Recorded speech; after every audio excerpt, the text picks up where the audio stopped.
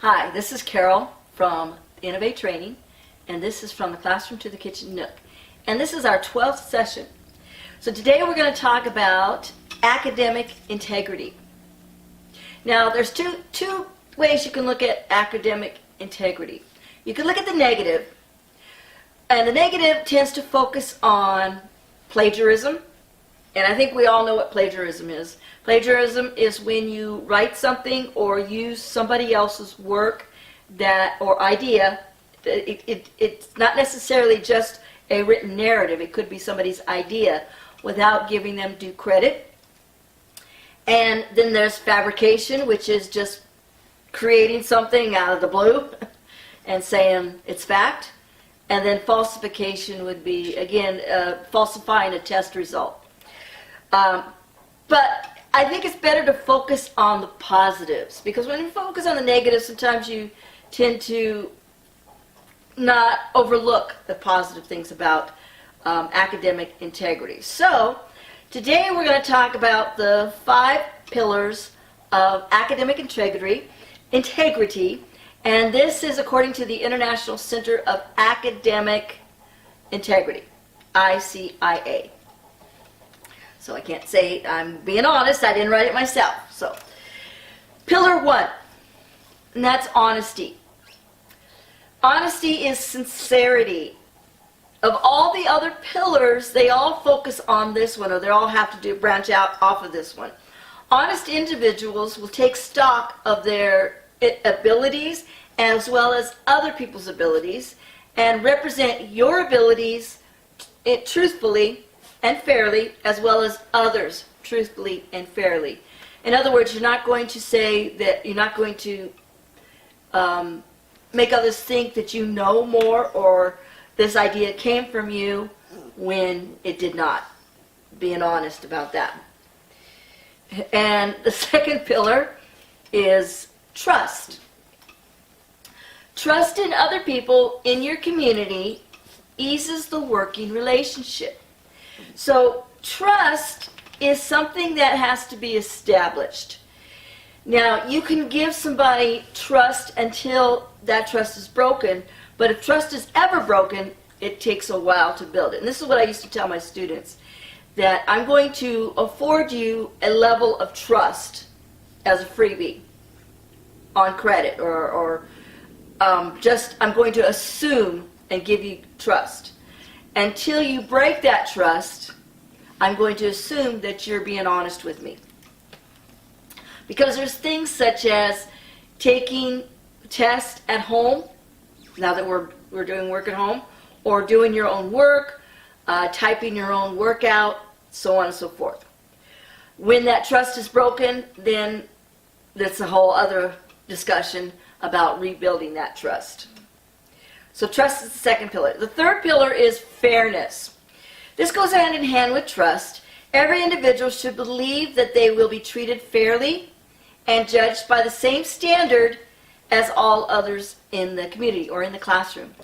And again, I explained to my students, we have a discussion the first day, that if you feel that this is not happening, then you need to tell me, because we're all human, and sometimes we have little idiosyncrasies that people may not misunderstand.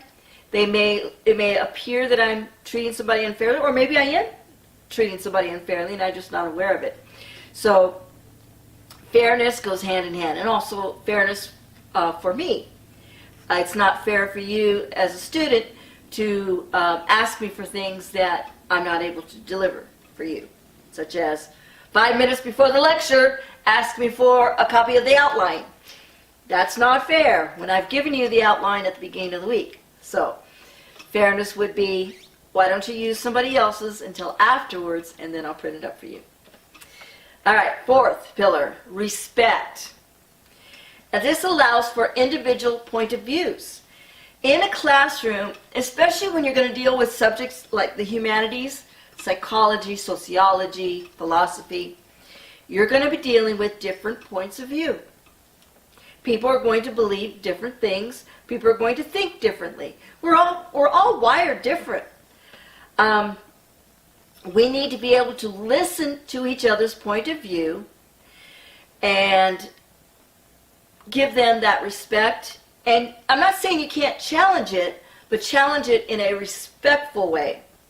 And at the end of the game, when maybe we can't come together, at that point we're going to have to agree to disagree, but respectfully.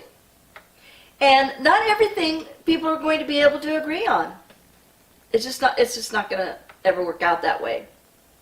And then the last pillar, responsibility, means acknowledging your agency and accountability in the daily actions. In your work, you're responsible for getting your homework done. You're responsible for studying for your test. I don't need to tell you Thursday night, study tonight because the test is tomorrow. If you know the test is tomorrow, you should know, oh, I need to study the night before. You shouldn't have to have somebody hold your hand through the whole process. You need to take responsibility for yourself. Take responsibility in getting enough sleep, getting enough food to eat, eating right, getting a breakfast before class, what have you. And also taking the responsibility for doing your work and not trying to get it all done an hour before class. So those are the 5 pillars. And I bring those up because a lot of us at this point are still working at home. And there's going to be times where you're going to need to take a test, you're going to need to write a paper, and your instructor is not there with you and can't necessarily be assured that you're taking the test yourself or you're writing that paper. So it's up to you to show that integrity. And besides, if you take a test or write a paper yourself and you get that A, that's awesome. That's a reward. But if somebody else does it for you and you get that A, it's kind of a hollow victory. The whole point is for you to learn. And if somebody else is doing the work for you, then obviously you're not taking that opportunity.